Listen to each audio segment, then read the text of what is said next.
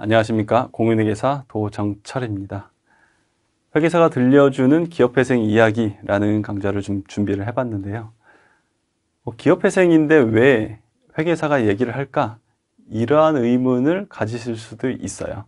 당연히 이 법정 관리니까 법원, 그리고 변호사님들, 이렇게 법무법인, 이렇게 떠올리기가 쉽죠.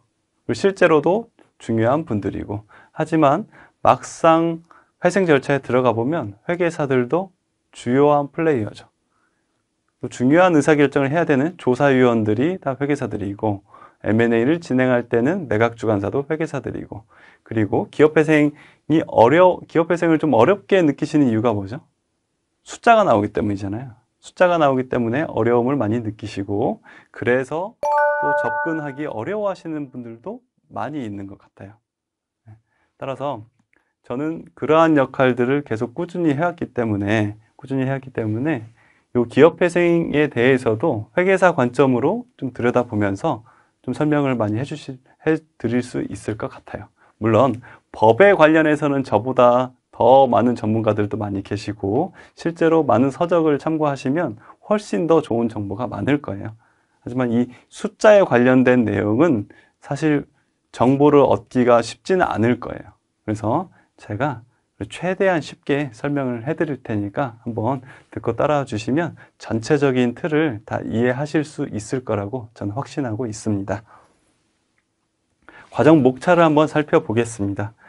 회생 절차에 대한 이해, 강좌 2개를 준비를 했고요. 그리고 재무제표에 대한 이해.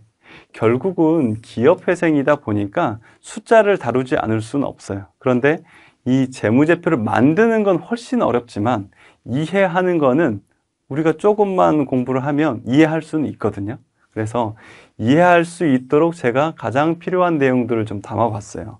그리고 개시신청서 작성, 채권자 목록, 시부인표 작성, 그리고 실사가치 및 청산가치 이렇게 쭉 과정이 나오는데요.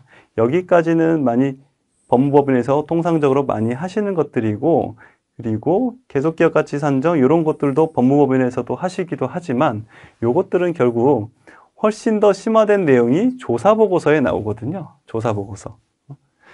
이 개시신청서에 있는 내용이 채무자 입장에서 작성된 것이라면 가장 객관적으로 법원이 선임한 조사위원들이 쓰는 조사보고서에는 이러한 내용들이 더 심도 있게 담기게 되죠. 따라서 이번 과정에서는 조사위원 기준에서 실사가치, 청산가치 산정하는 방법도 살펴보고 계속기업가치 산정하는 방법도 살펴보고 조사보고서도 살펴볼 거예요. 결국은 이러한 것들이 신청서에도 담겨야 될 건데 신청서에서는 요 100을 공부해 놓고 줄여서 작성하면 된다라는 거예요.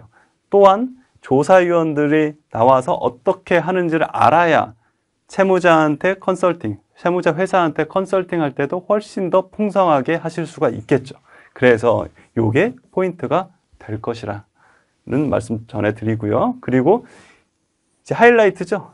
회생 절차의 꽃이죠. 꽃. 회생계획안. 회생계획안이 어떤 원리로 작성되느냐를 3가지에 걸쳐서 작성을 해봤고요. 강의가 진행될 거고, 그리고 회생 절차 하에서 M&A까지 다루고 있어요. M&A까지. 왜 M&A를 다루고 있느냐? 사실 채무자 회사는 처음 회생 절차에 들어갈 때는 정신이 없어요. 아무도 겪어보지 않은 회사가 거의 대부분이겠죠. 처음 겪는 일이 대부분이기 때문에. 그런데 그러한 회사 입장에서는 법률 대리인, 즉 여러분들한테 굉장히 의존을 하게 됩니다. 그런데 그분들이 다 여기저기서 또 이런 얘기는 들어요. M&A 하면 된다던데? 아니면 뭐 P플랜을 할 수 있다던데? 혹은 스토킹 호스가 있다던데? 근데 이러한 용어들에 대해서 어느 정도 이해를 하고 인지를 하고 있으셔야 된다는 거예요. 그 절차는 무조건 다 완전히 100% 숙지하라는 건 아니지만 적어도 그 절차를 다 이해 정도는 충분히 하고 있고 숙지를 하고 있다면 훨씬 더 다양하게 컨설팅을 해주실 수 있고 또 향후에는 다른 업무 영역으로도 뻗어나갈 수 있거든요. 그래서 이 부분까지도 제가 담아봤습니다. 그리고 마지막 시간에는 이 전체를 아주 간단하게 요약을 한번 해봤어요. 이 절차 전체를 진행하다 보면 사실 이 중에 한 강좌만 들으면 어려울 수도 있어요.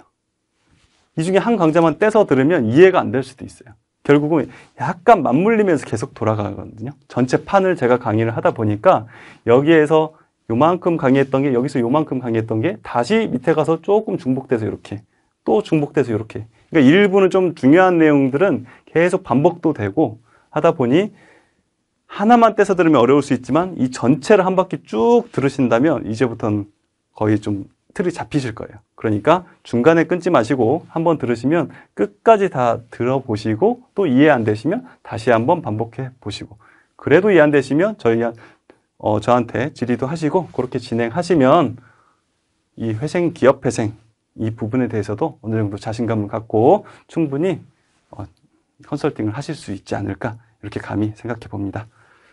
자, 그러면 첫 번째 시간 회생 절차 2회 1강부터 진행을 하도록 하겠습니다. 기업 회생 강의 첫 번째 시간입니다. 먼저 회생 절차의 2회에 대해서 살펴보도록 하겠습니다. 첫 번째는 오리엔테이션을 간단하게 보고, 그리고 도산 절차에 대해서 살펴보고, 그리고 채무자 회생법 개관에 대해서 한번 살펴보도록 하겠습니다. 첫 번째 시간인 만큼 전체적인 큰 흐름을 보겠다라고 이해를 하시면 되겠습니다. 기업회생 법정관리죠. 기업회생에 대해서 많이 들어보셨을 거예요. 그리고 이 분야가 또 괜찮다 이런 말씀도 많이 들어보셨을 거예요. 한데 이 분야 자체가 좀 어렵다는 얘기, 뭐 난이도가 있다 이런 얘기들도 많이 들어보셨을 거예요. 왜 어려울까요?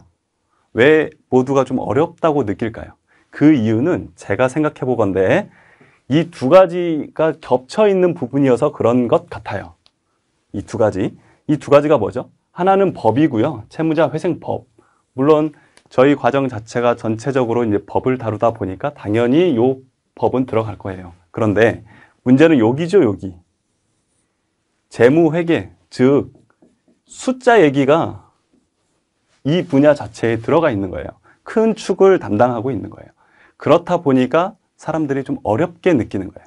그래서 우리가 뭐 일반적인 변호사님들한테 이 분야를 경험하지 않은 분들한테 이 회생 절차를 물어볼 때 전혀 엉뚱한 얘기가 나올 수도 있어요. 우리가 민사나 형사는 자기가 직접 해보지 않았더라도 일반적인 얘기가 나올 수 있는데 이 분야는 경험하지 않았다면 엉뚱한 얘기가 나올 수가 있는 거예요. 마찬가지로 요 분야에 있는 저희 같은 이제 보통 회계사들한테도 외부 감사나 세무나 이쪽을 물어보면 자기가 직접 많이 안 해봤어도 대략적으로 대답이 나옵니다. 하지만 이 법정관리 쪽은 또 전혀 엉뚱한 얘기가 나올 수가 있어요. 자기가 경험해보지 않았다면. 따라서 경험이 굉장히 중요한 영역이더라. 이 경험이 중요하다 보니 당연히 업무에 진입장벽이 생길 수밖에 없는 거예요. 그러면 어떤 분들이 잘할까요? 지금 현재 이 시장에서 잘하고 있는 분들은 이 변호사님이신데 경험이 계속 축적되다 보니까 여기까지 이해도가 높아지시는 거예요. 또는 회계사님인데 계속해서 경험을 하다 보니까 이 법도 어느 정도는 이해를 하게 되시는 거예요. 그래서 이 분야 자체는 경험이 철저하게 중요하다. 또한 이 분야, 이 두 가지를 잘한다는 것 자체가 사실은 법률 사무원 여러분한테도 굉장히 큰 도움이 될 수 있어요. 큰 분야가 될 수 있어요. 자기만의 영역을 철저하게 구축할 수 있는 분야다. 왜? 변호사나 회계사에게 국한된 시장이 아니기 때문이에요. 그럼 이번 강의를 통해서 제가 말씀드리고자 하는 것은 이번 이 전체적인 강의에서 이 회생 절차를 전체를 다 설명할 수는 없을 거예요. 그리고 그 전체를 다 설명할 필요도 없어요, 사실. 자, 채무자 회생법에 대해서 우리가 시간 순서대로 처음부터 끝까지를 한번 훑어볼게요. 처음부터 끝까지. 자, 개시 신청이 있고, 개시 결정이 있고, 1차 조사, 회생 계간 제출, 2차 조사, 인가 결정이 있네요. 여기서 지금 결정일은 2번이 있네요. 결정일이 2번이 있어요. 법원에서 중요한 결정을 하는가 보다. 그죠? 그럼 우리가 먼저 신청서를 냈을 때는 뭐를 구하겠어요? 개시결정, 법정관리에 들어가고 싶습니다. 그러니까 개시를 떨어뜨려 주세요 라는 걸 구하겠죠. 그럼 개시 신청할 때는 세 가지를 내야 돼요. 첫 번째는 개시 신청서. 게시해 주세요. 당연히 이 안에는 많은 정보가 들어있겠네요. 페이지 수도 많을 거고요. 보전 처분 명령, 보전 처분 명령,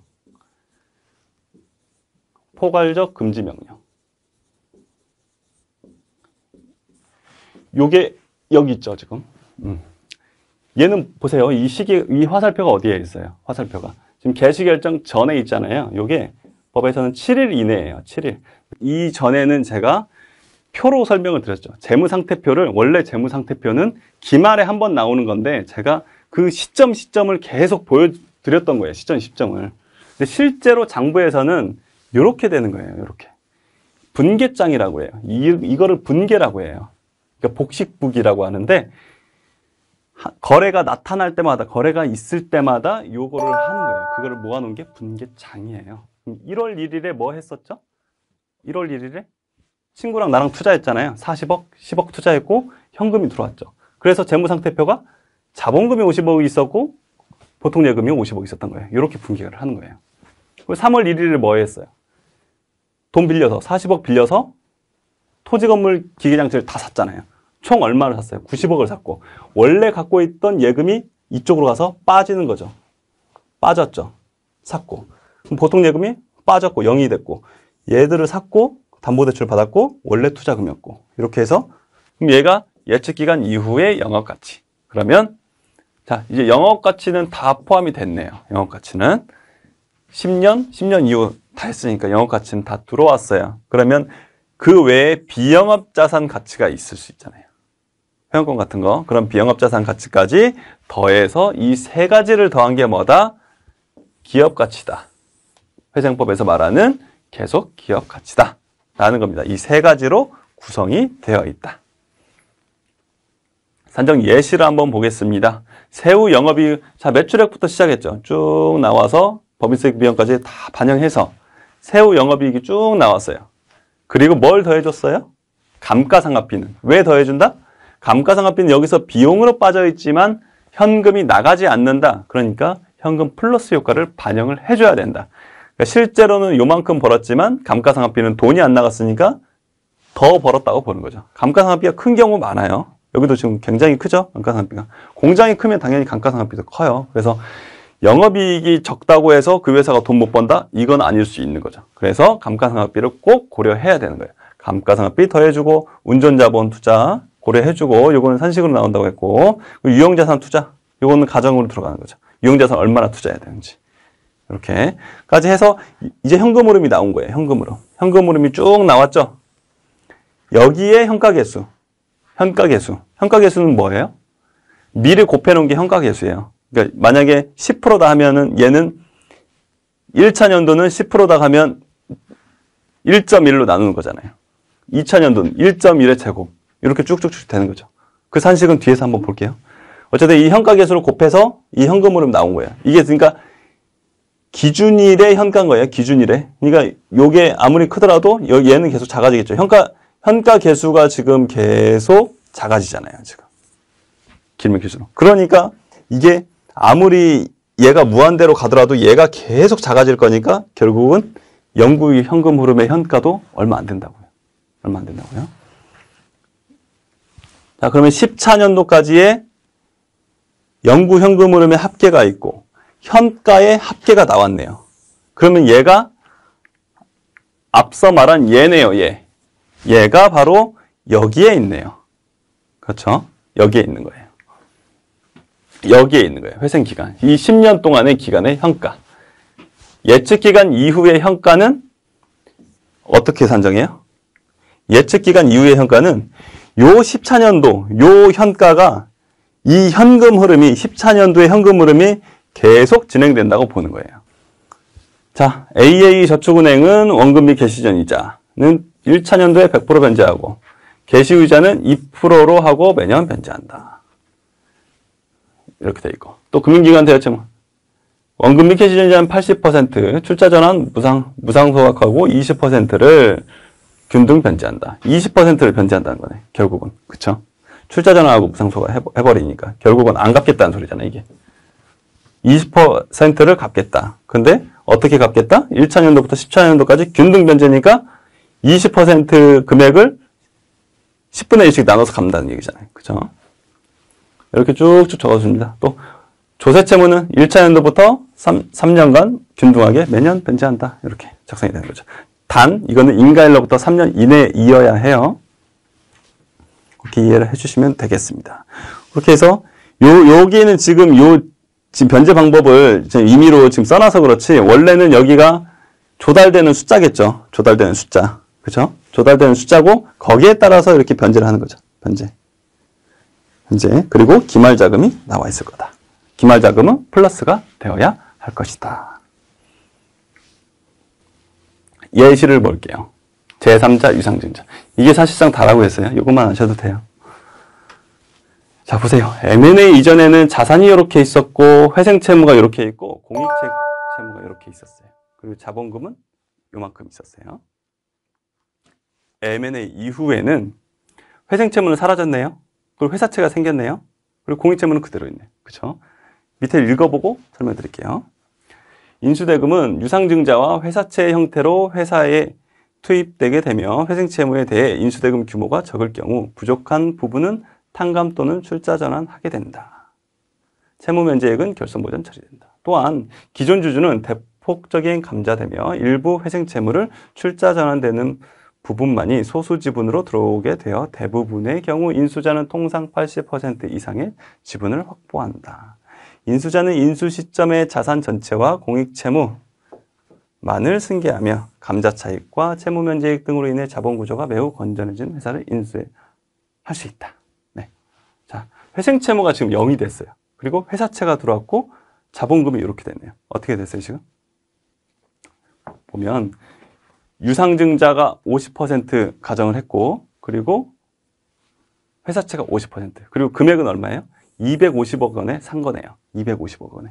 그리고 구주의 감자 비율은 10대 1이었어요. 그럼 구주 50이었죠. 10대 1이었으니까 얘가 5가 되겠네요. 구주는 5가 있었어요. 5가. 구주 5. 그리고 250억을 반반 넣은 거예요. 반반 인수자가. 유상증자 자본으로 125를 넣고 회사채로 125를 넣었어요. 그럼 이 회사채는 일단 돈은 다 들어갔지만 나중에 내가 빼갈 수가 있겠네요. 그죠? 회사채는 갚아야 되잖아요. 회사가 이 인수자한테, 주주한테 갚아야 되는 거잖아요. 회사채니까. 그래서 그렇게 나눠서 넣기도 해요. 단 비율은 유상증자가 50% 이상이어야 돼요. 그래서 5대 5인 경우도 많이 나와요. 그래서 125가 지금 부채로 달린 거고, 그럼 이 회생채무는 어디 갔어요? 이 250을 가지고 요 320을 다 없앤 거예요. 나머지는 출자 전환하고 자본잉여금에 다 태웠겠죠. 출자 전환하고. 좀 어려울 수 있는데, 그러면 자본금 봅시다. 자본금은 5가 구주가 5 있고 새로 유상증자 들어온 게 125. 그래서 130. 공익채무는 그대로 승계했고, 그리고 회사채무 125였죠. 125. 이해되시나요? 나머지는 다 여기 다 숨어 있다고 보시면 돼요. 나머지는. 그러니까 중요한 거는 뭐다? 인수대금이 들어오고 회생채무는 다 없어진다. 다 없어진다. 나머지는 요 어딘가에 다 없어진 차액은 요 어딘가에 다 들어있다. 이렇게 보시면 되고 없어졌죠. 공익채무는 우리가 떠안는 거고 차산은 그대로 가져갔고. 그러니까 훨씬 더 지금 건전해졌죠. 회사 자체가. 부채 350이었는데 155잖아요. 만약에 회사채가 아닌 내가 유상증자 100%로 들어왔다라고 한다면 여기에 250이 들어오는 거죠. 250이 들어오고 얘가 0이 될 수도 있는 거예요. 그러면 부채는 30밖에 없는 거예요. 매우 건전한 회사가 되는 거죠. 다만 이 자본은 내가 다시 돈으로 받아오기가 어렵잖아요. 그래서 회사채로 내가 다시 돈으로 좀 받고 싶을 때는 회사채를 넣어서 인수를 하는 거예요. 반반으로.